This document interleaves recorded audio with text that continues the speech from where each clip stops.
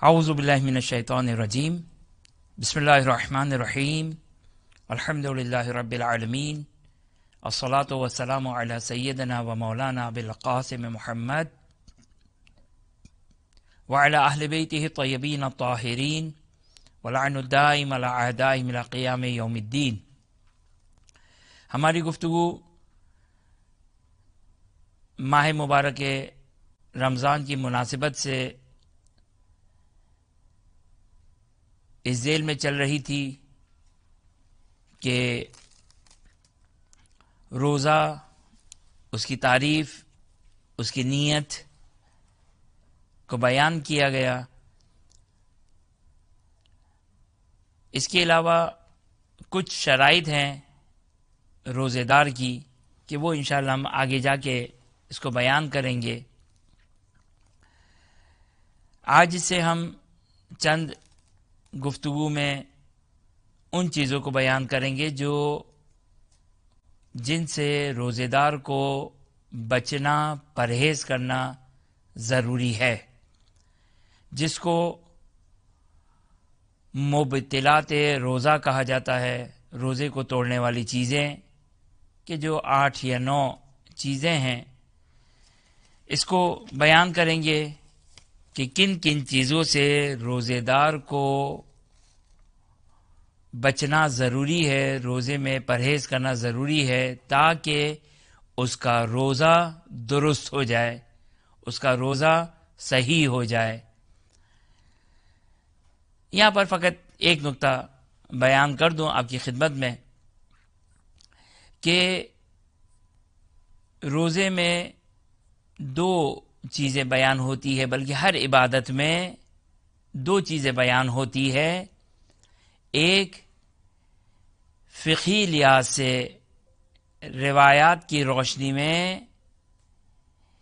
کن کن چیزوں سے عبادت باطل ہو جاتی ہے، یا عبادت کے لیے وہ چیز ضروری ہے کہ اگر اس کو انجام نہیں دیا تو وہ عبادت باطل ہو جائے گی۔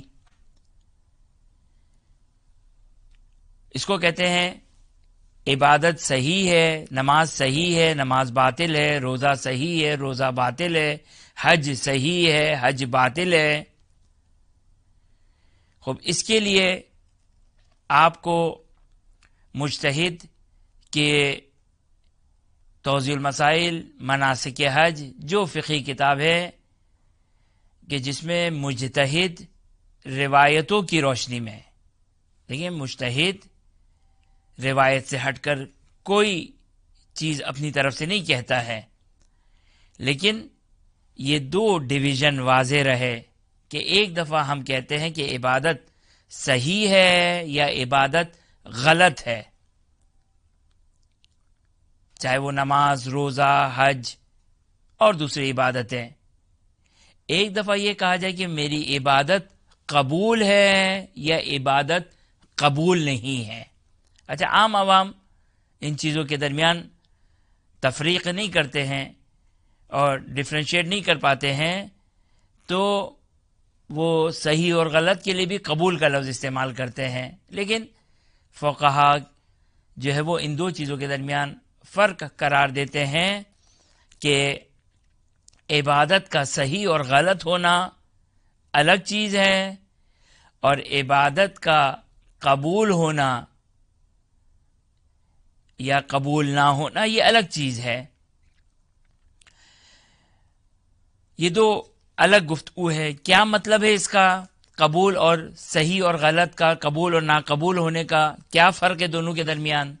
فرق یہ ہے کہ اگر عبادت صحیح، تو آپ نے جو نماز پڑھی، آپ نے جو روزہ رکھا، دوبارہ نماز پڑھنے کی ضرورت نہیں ہے، اس روزے کی قضا کی ضرورت نہیں ہے۔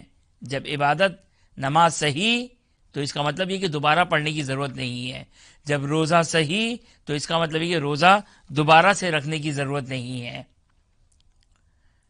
اس کو کہا جائے گا کہ یہ روزہ صحیح ہے یا روزہ باطل ہے، یہ نماز صحیح ہے یا نماز باطل ہے۔ یہ ہو گیا روزہ یا کوئی بھی عبادت صحیح یا غلط کو کی ڈیفینیشن اور اس کی تعریف۔ اور اس کے مد مقابل ایک دفعہ استعمال ہوتا ہے کہ عبادت قبول ہے یا عبادت قبول نہیں ہے. خوب، مجتہد رسالہ عملیہ میں توضیح المسائل میں اپنی فقہی کتاب میں وہ اس چیز سے ڈسکس کرتا ہے کہ عبادت کے صحیح اور غلط کے لیے کیا کیا چیزیں ضروری ہیں، کن کن چیزوں سے بچنا ضروری ہے. اگر ان چیزوں کا انجام دیں گے تو عبادت صحیح ہے، ان چیزوں سے بچیں گے تو عبادت صحیح ہے، اور اگر آپ نے اس کے مطابق عمل نہیں کیا تو آپ کی عبادت باطل ہو جائے گی اور آپ کو دوبارہ سے وہ عبادت کرنا ہوگی. یہ صحیح اور غلط کہ جب ہم بیان کریں کہ یہ چیزیں عبادت، اس سے روزہ باطل ہو جائے گا، اس سے روزہ صحیح رہے گا، اس سے نماز باطل ہو جائے گی، اس سے نماز باطل نہیں ہوگی، تو یہ اس کو کہتے ہیں فقہی لحاظ سے عبادت کا صحیح ہونا یا باطل ہونا.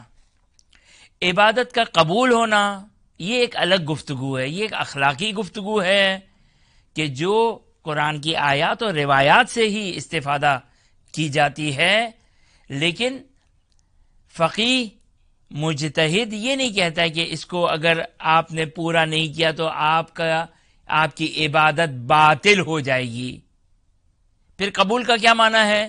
قبول کا مطلب یہ ہے کہ اجر و ثواب کا حقدار ہونا، مستحق اجر و ثواب قرار پانا.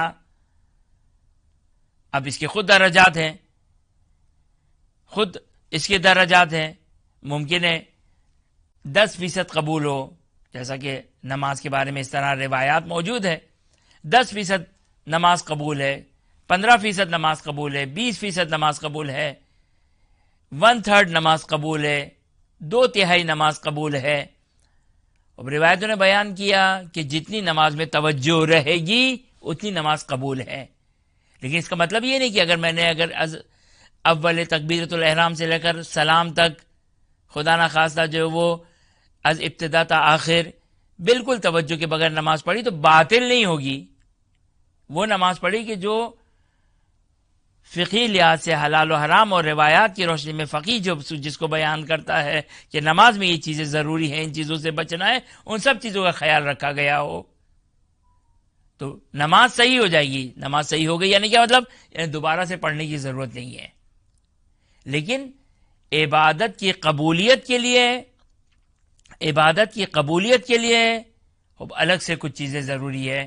نماز میں کچھ شرائط ہیں، روزے کی کچھ شرائط ہیں جو روایات سے استفادہ ہوتا ہے.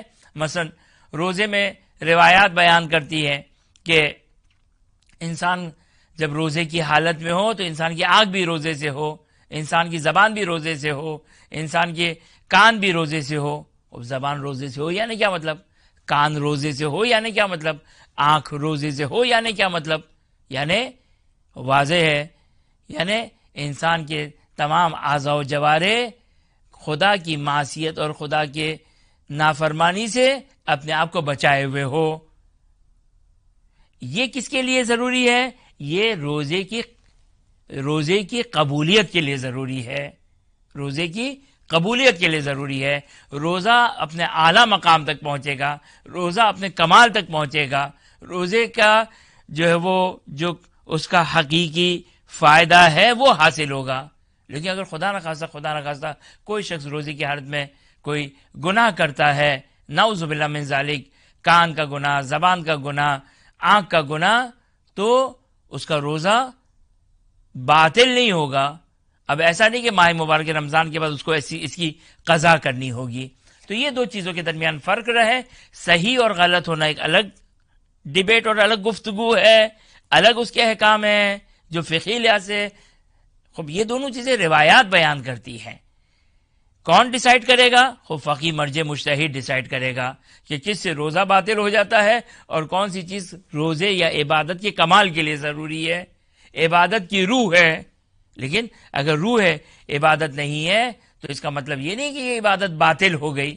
اب یہاں پر آپ فلسفہ نہ لے کر آئے کہ بغیر روح کے جو وہ کوئی چیز وجود میں نہیں آ سکتی، اور یہ فلسفیانہ گفتگو نہیں. فقہ اور دین میں یہ فلسفیانہ گفتگو نہیں چلتی ہے. فقیہ یہ کہتا ہے کہ خوب اس کی عبادت صحیح ہو گئی. عبادت صحیح ہو گئی یعنی کیا مطلب؟ یعنی یہ کہ وہ اگر اس نے ان چیزوں کا خیال نہیں رکھا جو قبولیت کے لیے ضروری چیزیں تھیں تو عبادت صحیح ہو گئی. یعنی اب آپ کو دوبارہ سے تکرار کرنے کی ضرورت نہیں ہے. خدا مجھے عذاب نہیں کرے گا کہ تم نے نماز کیوں نہیں پڑھی. نماز پڑھی ہے لیکن توجہ کے ساتھ نہیں پڑھی. روزہ رکھا ہے میں نے لیکن جو چیزیں روزے کو کمال تک پہنچانے والی تھی، قبولیت کے لیے جو چیزیں ضروری تھیں، اس کا میں نے خیال نہیں رکھا. تو کیا ہوگا؟ اور مجھے جو ثواب روزے کا جو اس کا حقیقی فائدہ ہے وہ حاصل نہیں ہوگا. لیکن قیامت کے دن خدا مجھے بے نمازی میں شمار نہیں کرے گا، بے روزے دار میں شمار نہیں کرے گا اگر میں نے ان چیزوں کا خیال نہیں رکھا.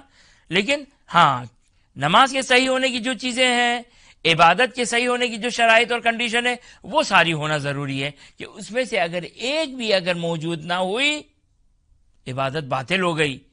اگر میں اسی حالت میں اگر نماز پڑھتا رہا، بغیر غلط وضو سے نماز پڑھتا رہا، غلط طریقے رکوع سے رکوع اور نماز پڑھتا رہا، رکوع کرتا رہا اور نماز پڑھتا رہا، یا وہ چیزیں جو روزے میں ضروری تھی اس کا میں نے خیال نہیں رکھا اور روزہ رکھتا رہا، قیامت کے دن میں روزے داروں میں شمار نہیں ہوں گا، بے روزے داروں میں شمار ہوں گا.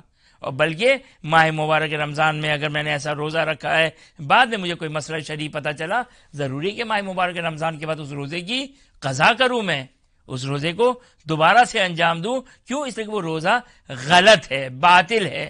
قبولیت کی بات نہیں ہے، باطل ہے وہ روزہ باطل شمار کیا جائے گا. بس غلط اور باطل، صحیح، یہ الگ ڈیفینیشن ہے. قبول اور غیر قبول ایک الگ ڈیفینیشن ہے. فقہی لحاظ سے گفتگو کی جائے گی، صحیح اور غلط کی گفتگو کی جائے گی. اخلاقی لحاظ سے گفتگو کی جائے گی، قبولیت کے اعتبار سے، یا جو کوئی عبادت جو وہ قبول نہیں ہوئی بارگاہ الہی میں، اس کے اعتبار سے گفتگو کی جائے گی کہ یہ دو الگ الگ جو ہے وہ ٹاپکس ہیں، دونوں کے الگ الگ اثرات ہیں. اس کا اثر صحیح اور غلط، دوبارہ پڑھنے کی ضرورت ہے یا دوبارہ پڑھنے کی ضرورت نہیں ہے، اور اس کا اثر یہ ہے کہ کتنا ثواب ملے گا، کتنا ثواب نہیں ملے گا، کمال کے مقام تک وہ پہنچی عبادت یا نہیں پہنچی، کہ یہ اخلاقی گفتگو ہوگی. یہ دونوں کی جو وہ گفتگو الگ الگ محل میں ہے کہ ایک دوسرے سے کوئی تعلق نہیں ہے.